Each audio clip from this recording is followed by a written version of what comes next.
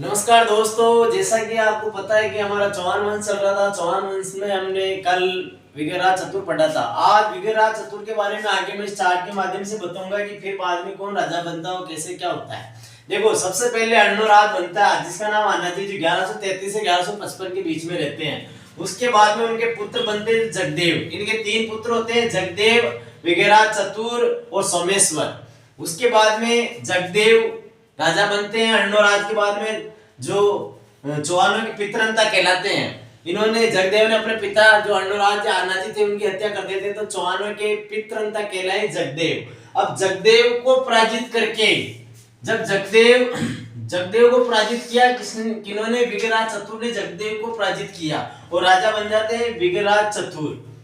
विग्रहराज चतुर का कार्यकाल होता है 1159 से 63 और इनके 2 पुत्र होते हैं, अपर गांगे और नागार्जुन। अपर गांगे और नागार्जुन। और विग्रहराज चतुर के बाद में जो इनके पुत्र होते हैं अपर गांगे, ये राजा बनते हैं। ये रहते हैं 1163 से 64 के बीच में। बाद में क्या होता है कि जैसे जगदेव का पुत्र था एक पृथ्वीराज सेकंड था जगदेव का पुत्र।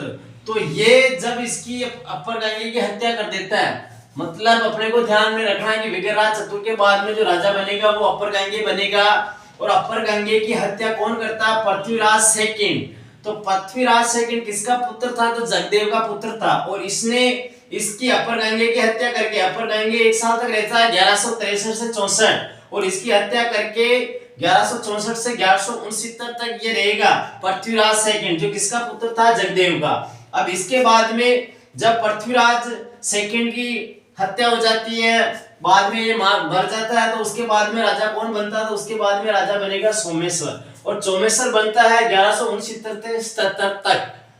1169 से 77 तक राजा बनेगा सोमेश्वर। और सोमेश्वर के जो 2 पुत्र होते हैं पृथ्वीराज और हरिराज। तो सोमेश्वर के बाद में जो राजा बनेगा वो पृथ्वीराज बनेगा, जो 1177 से 1192 तक। धन्यवाद दोस्तों।